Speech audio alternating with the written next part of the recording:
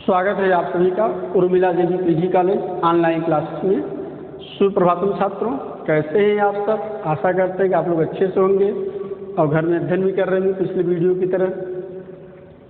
पिछले वीडियो में जो भी चर्चा हो रहे होंगे आप उसका अच्छे से रिवीजन कर रहे होंगे।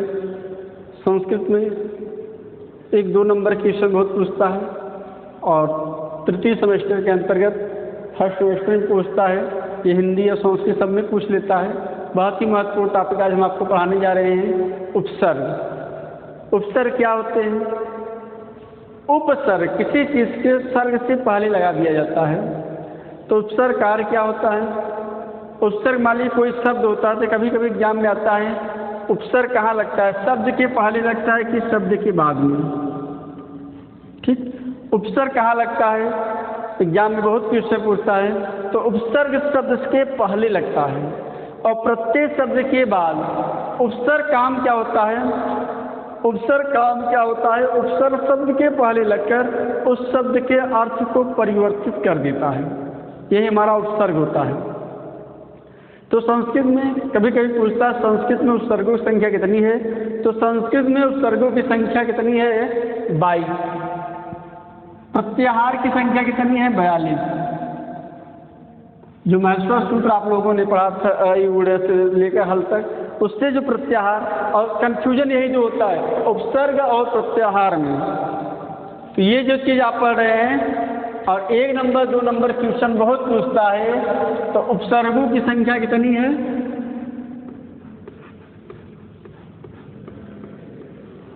उपसर्गों की संख्या 22 है और प्रत्याहारों की संख्या कितनी है? प्रत्याहारों की संख्या 42 है। ठीक, इसको याद रखिएगा, कंफ्यूजन मत खाइएगा। दोनों के लास्ट में 2-2 है, इसलिए उपसर्ग कितने हैं?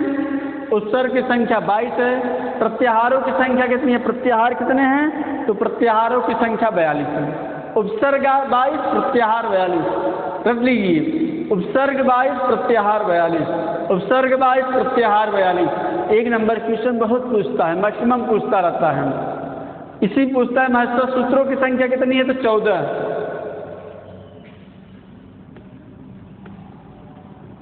महर्षि सूत्र की संख्या कितनी है? 14।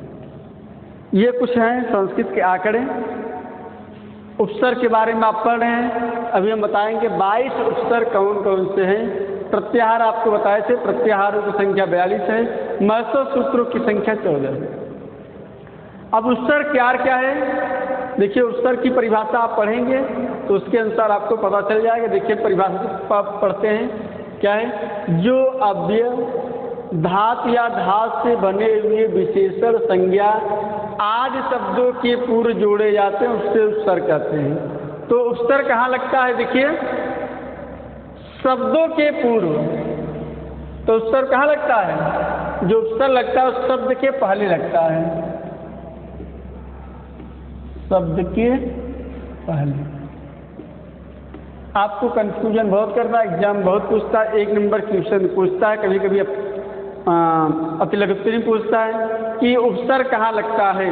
तो आपको एक लाइन लिखना है, उपसर्ग शब्द के पहले लगता है। ऑब्जेक्टिव टाइप क्वेश्चन दे देता है कि उपसर्ग कहाँ लगता है, शब्द के बाद कि शब्द के पहले कि दोनों जगह कि दोनों नहीं। तो याद रखिएगा, आपके दिमाग में बैठा लीजिएगा, जो उपसर्ग होता है शब्द के पहले ही लगता है। कभी कभी कोई शब्द दे देगा, कहेगा इसमें कौन सा उपसर्ग है। जैसे प्रत्येक है, एग्जाम में पूछता भी है, प्रत्येक में कौन सा उपसर्ग है? मैक्सिमम लोग इसमें प्र उपसर्ग लगा देते हैं। क्या लगाते हैं? प्र उपसर्ग। इसमें प्र उपसर्ग नहीं है और ये एग्जाम में बहुत पूछता है, कंफ्यूजन करता है। क्यों? लोग देखिए ये प्र है इसलिए प्र उपसर्ग। हाँ, उपसर्ग प्र है, पहला उपसर्ग प्र ही है, लेकिन नहीं, इसमें प्रति उपसर्ग है। देखिए कैसे प्रति उपसर्ग है? संधि विच्छेद है, पहले संधि, प्रत्येक का संधि विच्छेद करिए तो क्या होगा? प्रति प्लस 1, यही हमारा प्रति उपसर्ग है। तो याद रखिएगा प्रत्येक में कौन सा उपसर्ग है? तो प्रत्येक में प्रति उपसर्ग है। अत्यधिक में कौन सा उपसर्ग है? तो अत्यधिक में अति उपसर्ग है। स्वागतम में कौन सा उपसर्ग है? उसमें सु है। ठीक, देखिए कैसे है, कौन सा संधि है। अब देखिए, जब आप शब्द बनना चाहिए, शब्द का प्रत्येक प्रति प्रति एक, यानी एक एक जो होता है वही होता है आपका प्रतीक। अब यहाँ अगर आप जोड़ेंगे कहेंगे भैया ये तो प्रति है, ये कैसे बनता है? देखिए, इको एड़ की आपने सूत्र पढ़ा था, इक के स्थान पर एड़ हो जाता है। हल्का देख लीजिए, इक, इक क्या है? ये प्रत्याहार है। इक क्या है? प्रत्याहार है। ई उ री री के स्थान पर क्रमशः य व क्या होता है? य, उ के स्थान पर व, उ के स्थान पर व, री के स्थान पर र, ले के स्थान पर ल, आधे रहेंगे य व र ल। यहाँ देखिए ई है, ऐसे तोड़ लीजिए, हमने बताया था प्रधन तधन ईधन एक। अब ई के स्थान पर क्या हो जाएगा? ईया में परिवर्तित हो रहा है, तो प्र त, ई के स्थान पर यह, और कैसा यह? आधा यह है तो आधा यह रहेगा। यहाँ देखिए, यड़ संध में ई उरीले के स्थान में जो भी आएगी आधे, यह आएगा तो आधा रहेगा, वह आएगा वो भी आधा रहेगा, र आएगा वो भी आधा रहेगा, ल आएगा वो भी रहेगा। इसके नीचे हलंत रहेंगे, तो यह प्लस एक। अब जोड़ दीजिए, हमारा प्रत्येक बनना चाहिए। प्र, इधर भी व्यंजन है, इधर व्यंजन है, ये भी शुद्ध व्यंजन, ये भी शुद्ध व्यंजन। ये बेचारे जैसे वैसे शुद्धता के साथ आगे अपने साथ, ये इधर बढ़े तो इधर स्वर मिल गए, जब आगे बढ़ते हैं जब स्वर मिलते तो अपने साथ ले लेता है, तो ये हो गया। और जिसका ये चिन्ह या निशान इसी पर जाकर बैठ जाए, हो गया प्रत्येक। देखिए बनाना, तो प्रत्येक एग्जाम में कई बार पूछता है कि प्रत्येक में कौन सा उपसर्ग है? तो प्रत्येक में प्रति उपसर्ग है, न कि प्र उपसर्ग है। ठीक, तो प्रतिधन एक, प्रति कहाँ लगा? शब्द के एक शब्द था, एक के पहले उपसर्ग लग गया, क्या बन गया? प्रत्येक। ठीक, तो इसमें कौन सा उपसर्ग है? प्रति। तो ये कहाँ लगा? शब्द के पहले। ठीक, एक होता है प्रत्यय, आगे पढ़ाएंगे प्रत्यय, तो याद रखिएगा, देख लीजिए, जो उपसर्ग होता है उस शब्द के पहले लगता है। उपसर्ग कहाँ लगता है? उपसर्ग शब्द के पहले लगता है, और प्रत्यय, प्रत्यय जो होता है शब्द के बाद लगता है।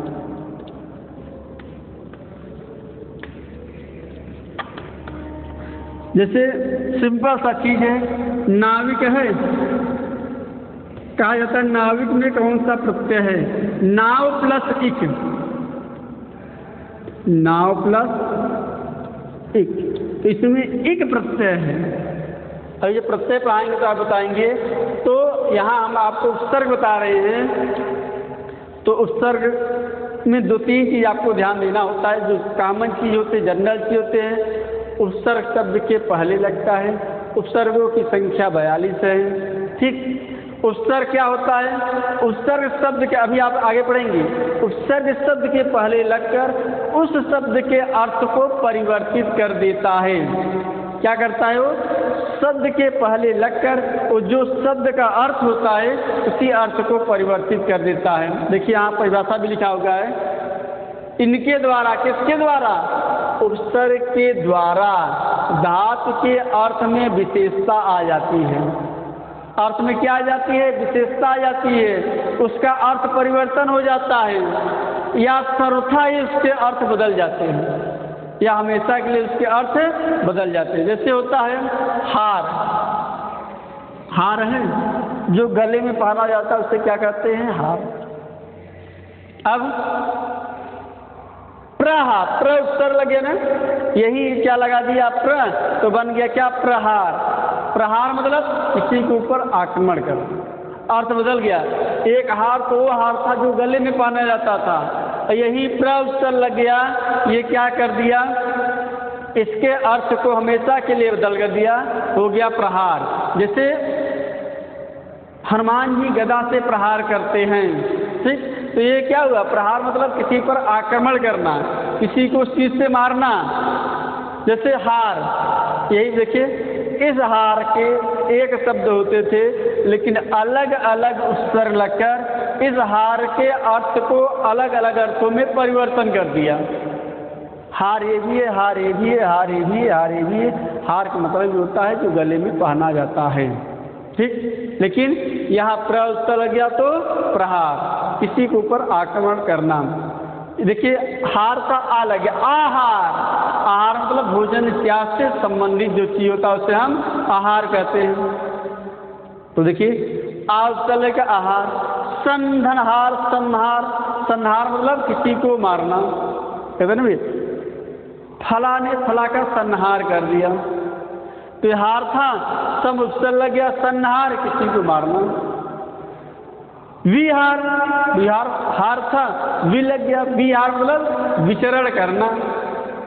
तो देखिए इस तरीके से उपसर्ग लगकर इस हार को, इस हार को, इस हार को, सारे अर्थ को अलग अलग विशेषताओं को प्रकट कर दिया। अलग अलग उपसर्ग, उपसर्गों की संख्या कितनी है, 42 है। उसमें देखिए प्र उपसर्ग लग गया, आ उपसर्ग लग गया, सम उपसर्ग लग गया, वी उपसर्ग लग गया, ठीक। तो ये क्या किया, उसके अर्थ को ही परिवर्तन कर दिया। तो एक श्लोक है जिसके द्वारा उपसर्ग के बारे में क्या कहा गया है, हम उस श्लोक आपके सामने प्रस्तुत करते हैं, लिखते हैं। क्या है वो श्लोक, देखिए ये हमारा उपसर्ग है। उपसर्ग के बारे में कौमुदी का रचनाकार क्या कहते हैं, उनका एक उस लेख देख लीजिए। उपसर्गेण धात्वर्थो, उपसर्गेण धात्वर्थो बलात् यंत्र नियते प्रहार आहार संहार विहार परिहार वत्, ठीक। देखिए श्लोक को देखिए क्या कह रहे हैं, इस श्लोक को देखिए।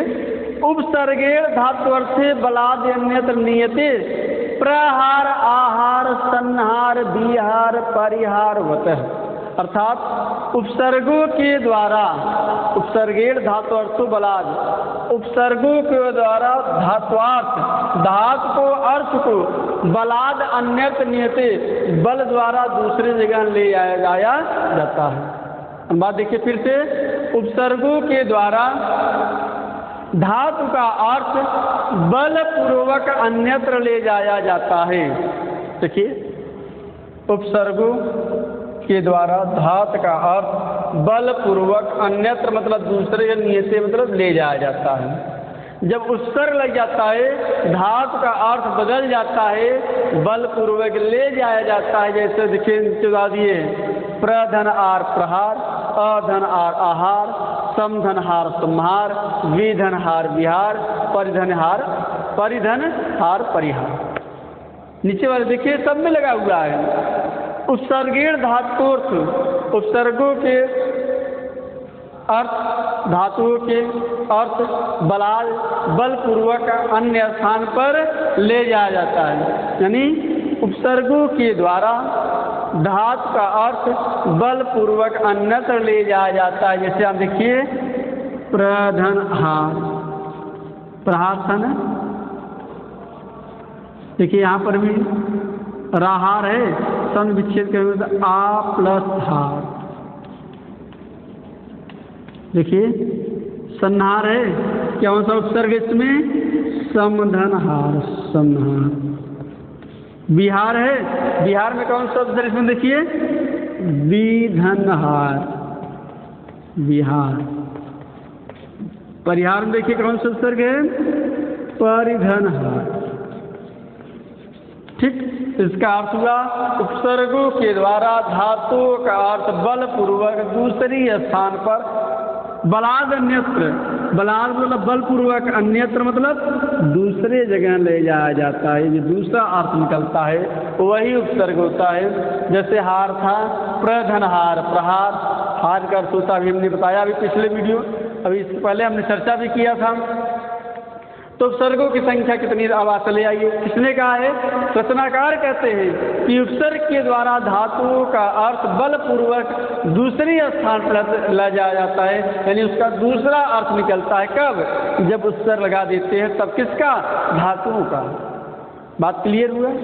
उपसर्गेण धात्वर्थो बलात् अन्यत्, उपसर्गों के द्वारा धातु का बलपूर्वक दूसरी स्थान पे ले जाया जाता है, यानी इसका दूसरा अर्थ निकलता है। कब? जब धातु के पहले, शब्द के पहले उपसर्ग लग जाया जाता है। कब? इसे देखिए, याद देखिए, हार था, हार मतलब गले का, लेकिन जब प्रहार लग गया ये क्या कर दिया? बलपूर्वक हार का अर्थ को परिवर्तन करके नहीं, अब हार यहाँ नहीं पढ़ेंगे, अब हम आपको प्रहार कराएंगे, प्रहार करेंगे आप इसके द्वारा, प्रउपसर्ग द्वारा। हार था, हार मतलब गले पाना, कहीं नहीं, अब हार नहीं रह गए, अब हम आपको आ उपसर्ग लगाकर अब आपका हम भोजन करेंगे, आहार करेंगे। अब आप क्या करेंगे? दूसरे के भोजन की तृप्ति करेंगे। देखिए, अब उपसर्गों की संख्या आ गई। उपसर्ग की संख्या कितनी है? 42, याद कर लीजिएगा। कभी कहीं पूछता है इसमें कौन सा उपसर्ग नहीं है। देखिए, प्रध पहला उपसर्ग प्र है, आ उपसर्ग आपको कहीं मिल जाएगा इसी में, ठीक, और सम भी मिलेगा। देखिए, उपसर्गों की संख्या पर याद कैसे करेंगे? प्र परा अपसम, 4 लेके चलिए। प्र परा अपसम, प्र परा, पहले एक बार वैसे देख लीजिए, प्र परा अप सम अनु अव निस निर दुस दूर वी आंग नी अधि अप अति सु उद अब प्रति प्रति उप, ठीक। तो क्या हुआ? देखिए, प्रति पर नहीं लिखा गया ना, एक होता प्रति के बाद पर। देखिए जैसे यहाँ ना परिधनहार प्रहार, तो देखिए उपसर्ग संख्या 22 किसने है?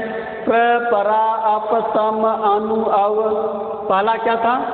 प्र, दूसरा परा, तीसरा अप, चौथा सम, पांचवां अन, छठवां अव, सातवां निस, आठवां निर, 9वां दुस, 10वां दूर, 11वां बी, 12वां अंग, 13वां नी, 14वां अद, 15वां अप, 16वां अति, 17वां सु, 18वां उद, 19वां अद, 20वां प्रति, 21वां परि, 22वां उप।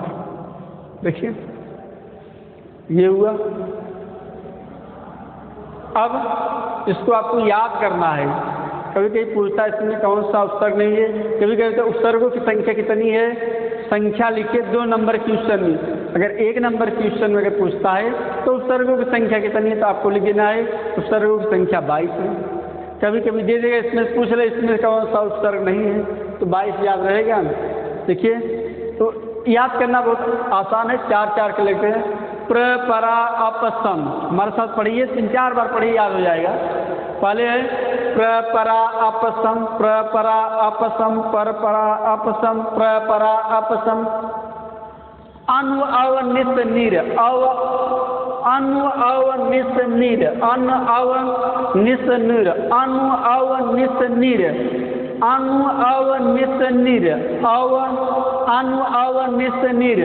तो याद रखिए, प्र परा अपसम अनु अव निस नीर, प्र परा अपसम अनु अव निस नीर। 8 याद हो गया कि नहीं? प्र परा अपसम निस नीर दुस दूर, प्र परा अपसम, प्र परा अपसम अनु अव निस नीर, प्र परा अपसम अनु अव निस नीर, प्र परा अपसम अनु अव निस नीर, प्र परा अपसम अनु अव निस नीर, अनु अव निस नीर, अनु अव निस नीर, प्र परा अपसन, प्र परा अपसन, प्र परा अपसन निस, अनु अव निस नीर, अनु अव निस नीर, प्र परा अपसम अनु अव निस नीर। ठीक, देखिए अब क्या था? दुसदुरवी आंग, दुसदुरवी आंग, दुसदुरवी आंग, दुसदुरवी आंग। पहले हमने 4 क्या पढ़ा? प्रपरा अपसम, प्रपरा अपसम। 4 फिर क्या पढ़ा? अनु अव निस नीर, अनु अव निस नीर, अनु अव निस नीर। ठीक, अब क्या पढ़ा? 9, 10, 11 देखिएगा, 9, 10, 11, 12। दुसदुरवी आंग, दुसदुरवी आंग, दुसदुरवी आंग। पूरा पढ़िए। प्रपरा अपसम अनु अव निस नूर दुर्विर दुसदुरवी आंग। ठीक, अब हम 12 तक लिख चलते हैं। प्रपरा अपसम अनु अव निस नूर दुसदुरवी आंग। 4 लेके चलिए, देखिए शुरू के। प्रपरा अपसम हो गया ना, फिर 4 पढ़िए। अनु अव निस नीर, फिर 4 पढ़िए। दुसदुरवी आंग। पढ़ते चलिए आप हमारे साथ। फिर देखिए 4 देखिए। नी आदि आपी आते, नी आदि आपी आते, नी आदि आपी आपी। अगर आपको ज़्यादा दिक्कत हो तो आप 4 अलग अलग लिख लीजिएगा। नी आदि आप, नी आदि आपी आते, नी आदि आपी आती, नी आदि आपी आपी, नी आदि आपी आती, नी आदि आपी आपी। ठीक, नी आदि आपी आती। देखिए शुरू में आ है तीनों में, तो नी आदि आपी आते, नी आदि आपी आपी, नी आदि आपी आते, नी आदि आपी आती, नी आदि आपी आती।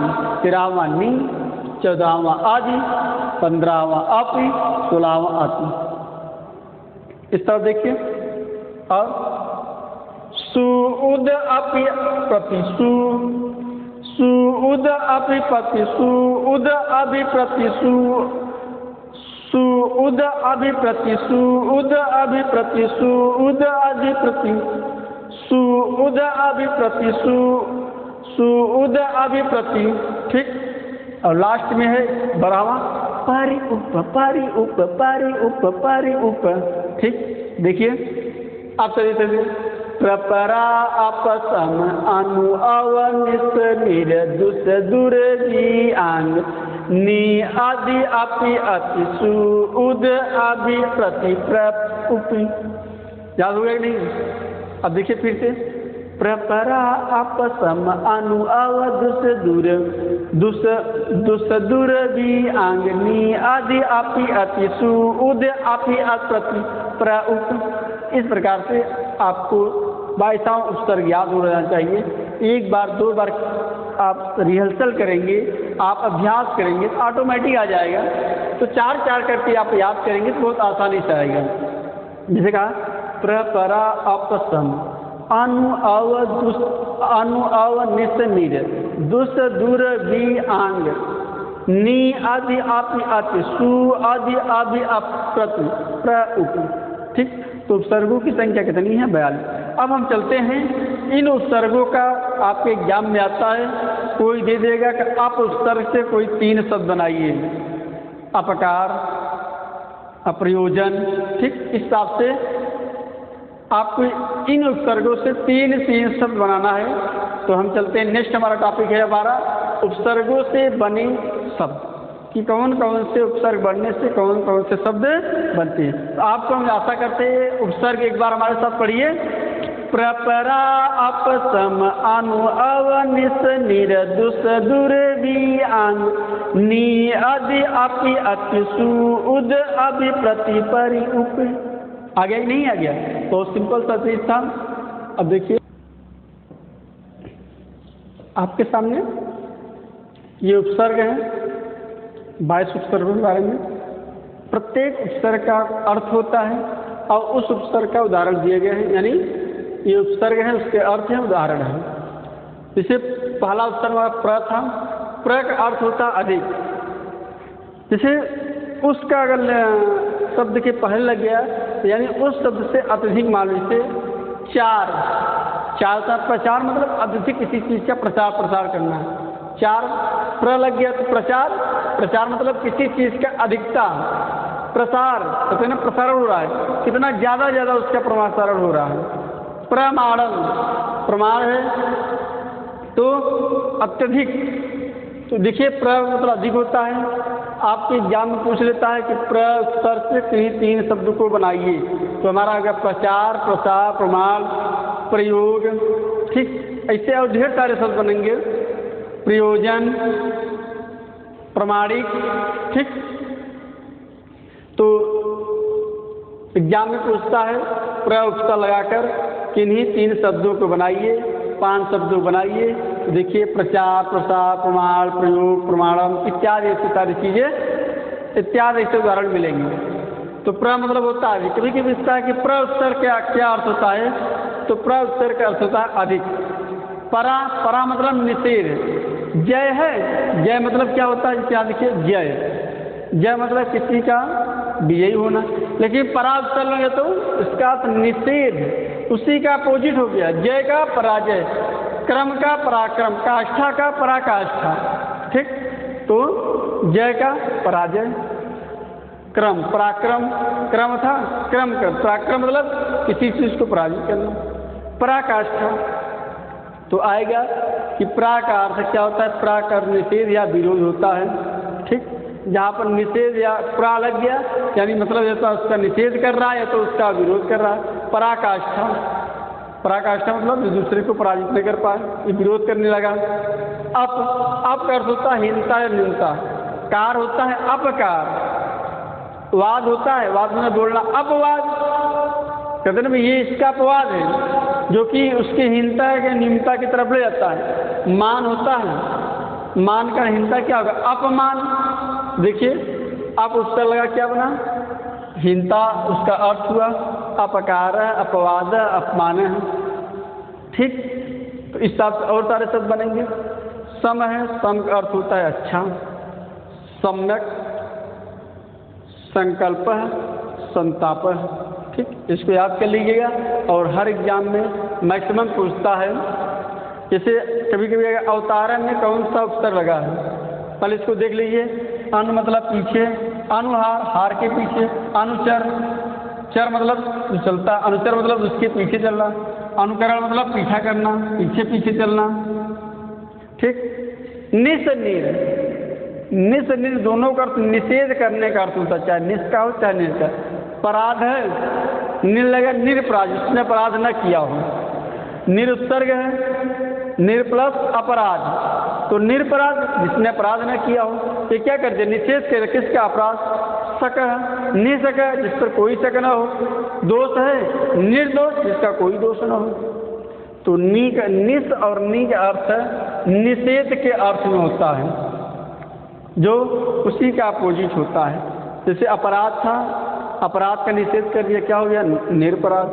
शक था, शक का अपोजिट कर दिया, क्या निषेध कर दिया, क्या हो गया, निशक। दोष था, निर्दोष, ठीक। अब देखिए निश्चय, दुष्ट दूर, दुष्ट दूर का दूर, दूर मतलब कठिन या बुरा। दुस्तर, दुस्तर तो इसका बुरा स्तर हो। दुष्कर ऐसा कर जो दुष्ट, सा मतलब साथ, बुरे लोगों के साथ। आचर कैसा, दुराचर, दूर प्लस आचर, जिसका आचरण अच्छा ना उसको क्या कहते हैं, दुराचर।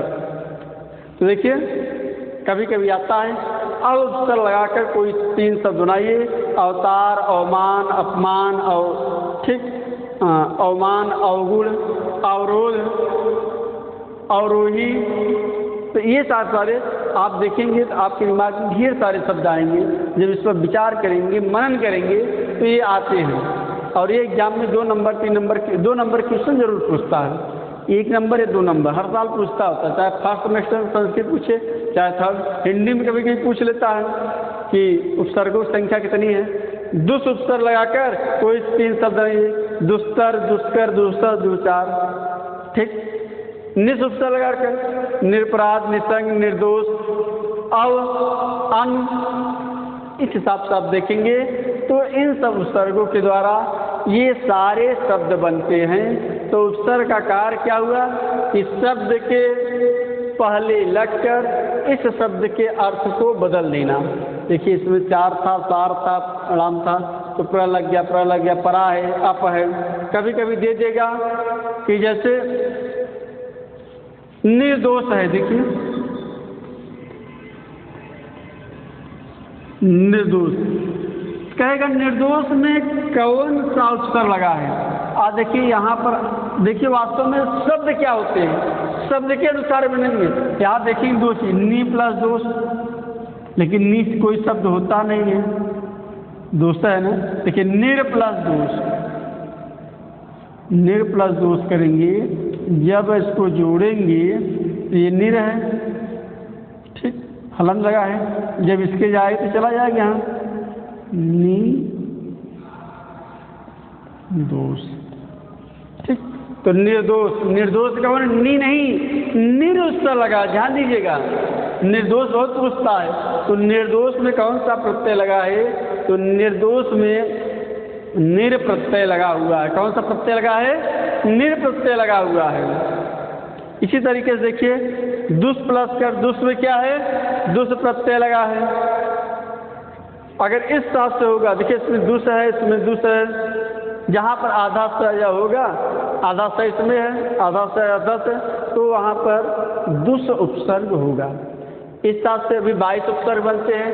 सब उपसर्गों का आप एक एक अध्ययन कर लीजिए कि कौन से उससे लगाकर क्या, आपके बुक में दिया हुआ है सारा चीज़, उसी के पढ़ने का विषय। निवारण, निवारण में कौन सा उपसर्ग है, तो सब बनता आवरण, नी प्लस आवरण बा निवारण, ठीक। जैसे मान लीजिए अतिक्रम, अतिक्रम में कौन मिलेगा, अति निद्रा, अति मतलब होता अधिक, निद्रा मतलब सोना, अति निद्रा मतलब अत्यधिक सोना। जब व्यक्ति अत्यधिक सोता है, कहते हैं ना भैया अति निद्रा ले रहे हैं आप, तो अति निद्रा का अर्थ होता है कि अत्यधिक सोना। तो इन उपसर्गों की चर्चा होगी, आगे भी है। तो जिन उपसर्गों का प्रयोग हो रहा है, 22 उपसर्ग हैं, 1 2 3 4 5 6 7 8 9 10 उपसर्ग चर्चा यहाँ पर हुआ है। तो नेक्स्ट और देखते हैं, मान लीजिए वी है, वी मतलब आगे हम लिखते हैं तब आपको समझाते हैं। देखिए अब उपसर्ग आपके सामने है, उसका अर्थ है, उदाहरण है, एक बार इसको देख लीजिए, पढ़ लीजिए, याद कर लीजिए। देखिए हमारे साथ आप पढ़िए, चलिए। वी उपसर्ग है, वी उपसर्ग का अर्थ क्या होता है, बिना या अलग, जिससे वियोग, योग के बिना वियोग, विमना, देखिए वियोग है, वियोग है, वियोग, योग के बिना, ठीक, विमना, मन के बिना, विज्ञानम, विज्ञानम के बिना, यानी ज्ञानम बराबर विज्ञानम अलग होने के अर्थ में। तो देखिए इस साथ हमारे साथ पढ़िए, वी उपसर्ग लगा पढ़िए, वी मतलब बिना अर्थ होता है अलग। उदाहरण के तौर वियोग, विमना, विज्ञानम, विसर्ग है, ठीक। आंग है, आंग का आ होता है, आंग का आशेष होता है, आजीवन, अप्रयत्न, आदानम, आयोग है, योग के बिना, ठीक। देखिए आंग उपसर्ग है, उससे शब्द क्या बनता है, आजन्म, आदानम, ठीक। और देखिए नेक्स्ट है नी है, नी मतलब निगर्ष पर निषेध, निवारण, आवरण, निवारण, पता माने नी पाता है जो न गिरता हो, ठीक, नी पाता है, क्लियर। देखिए आदि और अप, आदि का होता है अधिकार, अप मतलब ऊपर, अधिराजा है, अधिराजा मतलब राजा के ऊपर, राजा अधिराज है, राज के ऊपर, अधिपति, पति से ऊपर अधिपति, अधिकृत, जिसको आप नियुक्त किए हैं उसके ऊपर होता अधिकृत। तो आदि उपसर्ग मतलब अधिराजा, अधिपति, अधिकृत। आपके एग्जाम में तो नहीं आएगा कि आदि उपसर्ग से 2 शब्द बनाइए, 3 शब्द बनाइए, 5 शब्द बनाइए, तो मैक्सिमम 2 या 3 बना दिए हैं, 3 बना दिए हैं, उसी को आपको याद करना होगा। अतिदिन, अतिक्रम, अतिनिद्रा, ठीक, अतिशयम जो भी लगा देंगे, अति वियोग, अति मतलब अत्यधिक वियोग, सु मतलब अच्छा, स्वागतम होता है, सु प्लस आगतम, अच्छे लोगों का आगमन, कर्म, सुकर्म, अच्छा कर्म, सुयोजित, ठीक, सुयोजित, सुविचार, अच्छा विचार। तो ऐसे बनाएंगे ऑटोमेटिक से बनते जाएंगे। उद मतलब ऊपर, उत मतलब ऊपर या ऊंचा। उत्पत्ति कैसे उत्पत्ति? उत्पत्ति उत्कर्ष ऊपर की तरफ ले जाता है जो आपको। अभिज्ञानम चारों तरफ ज्ञान। अभिमुखम मुख के चारों ओर। देखिए एक बार हम आपके स्क्रीन सामने खड़े जाते हैं, अब आप उसको पढ़िए और याद करिए। देखिए हमारे साथ चलिए। वी है, वी आंग नी आदि अति सु उत अपि। तो वी मतलब बिना कर होता है। वी उपसर्ग क्या बनता है? वियोग है, विमना विज्ञानम। आंग है, आंग का आ से बनता है पर्यंत, और आंग या आ का अर्थ होता है पर्यंत या विरोध। आजन जन्म प्रयोग, आदानम दानम। नी मतलब निषेध या नीचे होता है। देखिए तो निवारणम और निपात है, निवारणम और निपात है। इसके सामने नहीं आएंगे, आप सिर्फ पढ़िए बस। आदि और अपि है। आदि मतलब अधिकार होता है, अपि मतलब ऊपर होता है, अर्थ पूछता है। अधिराज अतिपति अधिकृत। देखिए अधिकार है, अधिराज अतिपति अधिकृत अधिकार है। सु मतलब अच्छा, स्वागत है, सुकर्म, सुनियोजित, ठीक, सुसुंदर। उत क्या है? उत मतलब ऊपर या ऊंचा। उत्पत्ति उत्कर्ष। अभी मतलब चारों ओर, सामने अभिज्ञानम। दो और बच रहे हैं, तीन। प्रति, परि और उप। प्रति तीन उपसर्ग और हैं, हम यहाँ लिखेंगे नहीं। प्रति, परि, उप, इसका अर्थ आप बताएंगे। इन सब का अर्थ आप बताएंगे। किस किस का? प्रति, पर और उप का। यहाँ हम लिख दे रहे हैं, ये उपसर्ग हमारे हैं तीनों, इसका अर्थ आप ढूंढिए और बनाइए। प्रति, पर, उप। प्रति उपसर्ग है, प्रतिदिन, दिनम दिन, प्रतिदिन, ठीक, प्रति हो गया। और बताइए जो अभी हमने आपको बताया था, पर उप। प्रति, पर, उप, लास्ट बताया था ना, प्रति, पर, उप।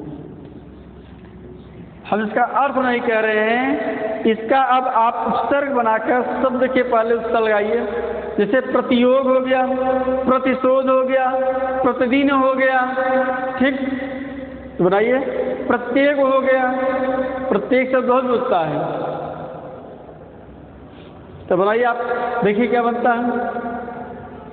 इसका अर्थ होता है विरुद्ध, सामने या हर एक। प्रतिका जैसे प्रत्येक, हर एक बराबर प्रत्येक।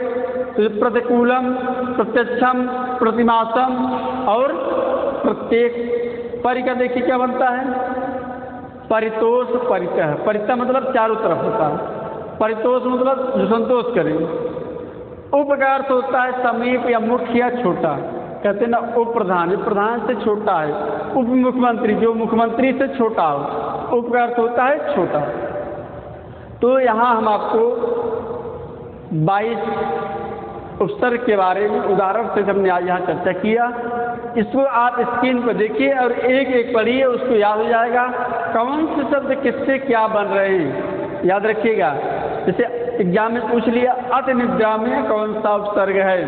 अति निद्रा का अर्थ क्या है?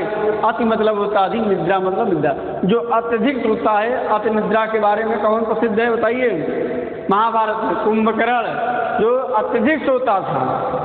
कहिए अति निद्रा, तो निद्रा के बारे में सबसे, चाहे नाम कहिए चाहे बदनाम कहिए, कौन सा है? कुंभकर्ण। तो देखिए इन 22 उपसर्गों का आप अच्छे से अध्ययन करिए, और एग्जाम में कोई भी आप कंपटीशन देने जाएंगे, डीलेट के स्तर पढ़े रहेंगे, आप टेट देंगे, सुपर टेट देंगे। और खासकर संस्कृत से अगर आपका सब्जेक्ट होगा, जैसे कोई हिंदी लेता है, हिंदी तो सबके लिए कंपलसरी है। संस्कृत, उर्दू और अंग्रेजी में से जो संस्कृत लेंगे तो उपसर्ग से 1 या 2 क्वेश्चन जरूर पूछता है। उपसर्गों की संख्या कितनी है? जो देखिए जो कॉमन क्वेश्चन है जो पूछाता है, उपसर्गों की संख्या कितनी है? 22। उपसर्ग शब्द के पहले बनते हैं कि बाद में? उपसर्ग शब्द के पहले बनते हैं। प्रत्येक में कौन सा उपसर्ग है? प्रतिदिन में कौन सा उपसर्ग है, इस हिसाब से क्वेश्चन बनते हैं। आप उपसर्ग अच्छे से पढ़ लेंगे, आपका 2 नंबर का क्वेश्चन एकदम पक्का है, चाहे टेट दे, चाहे सुपर टेट दे, चाहे जो भी दे दें, और चाहे आप इस समय डीलेड 3rd सेमेस्टर के लिए बहुत ही महत्वपूर्ण है। अब आता है इसके बाद प्रत्यय की चर्चा हम अगले क्लास में करेंगे। फिलहाल आज देखिए उपसर्ग है। उपसर्ग क्या होता है? उपसर्ग शब्द के पहले लगता है। उपसर्ग कार्य होता है शब्द के अर्थ को परिवर्तन कर देना ही क्या कहलाता है? उपसर्ग। देखिए स्क्रीन पर आप देखिए, मैं बता रहे हैं आपसे। कौमुदिकार रचनाकारों ने बल्कि कहा कि उपसर्गेर धात्वर्थो बलाद्यंतो नियते प्रहार संहार विहार परिहार वतन। ठीक, तो उपसर्ग का अर्थ क्या होता है? शब्द के पहले जो लगता है, याद रखिएगा। और प्रत्येक शब्द के बाद, ये जरूर क्वेश्चन पूछता है, कॉमन क्वेश्चन है, उपसर्ग कहाँ लगता है? शब्द के पहले लगता है कि बाद में? तो इस तरीके से हमें लगता है कि आपको अच्छे तरीके से उपसर्ग आ गए होंगे। एक बार फिर आप हमारे साथ पढ़िए उपसर्ग के बारे में। देखिए स्क्रीन पर देखते जाइए और हम आपको पढ़ा रहे हैं। देखिए, प्रपरा अपसम अनु अवनिस निर्दुष दुर्वी आन नी आदि अपि अति सु उद अभि प्रति परि एव उप। ये हुआ उपसर्ग। प्रपरा से लेकर उप तक 22 उपसर्ग के बारे में आपने हमको अच्छे से अध्ययन कराया है। ठीक, तो अर्थ उदाहरण जरूर दिया रखिएगा, क्योंकि मैक्सिमम उदाहरण ही पूछता है। उप उपसर्ग लगा के कोई 2 शब्द बनाइए, उपयोग, उपयोजन। ठीक, उपकार, तो उप का अर्थ होता है छोटा कर देता है। ठीक, उप का अर्थ क्या होता है? कि शब्द को छोटा कर देता है। परि का अर्थ होता है चारों तरफ। अभी आपने संस्कृत पढ़ा था, अभितः परितः। परितः, परि मतलब चारों तरफ जो हो। तो आशा करते हैं कि आप लोग इसको अच्छे तरीके से समझ गए होंगे। वीडियो कैसा लगा कमेंट जरूर करिएगा। हर वीडियो में कुछ अच्छा है, कुछ बुराई जरूर होती होंगी। तो हमारा ये आज का उपसर्ग आपको कैसा लगा, इस पे कमेंट जरूर करिएगा। धन्यवाद।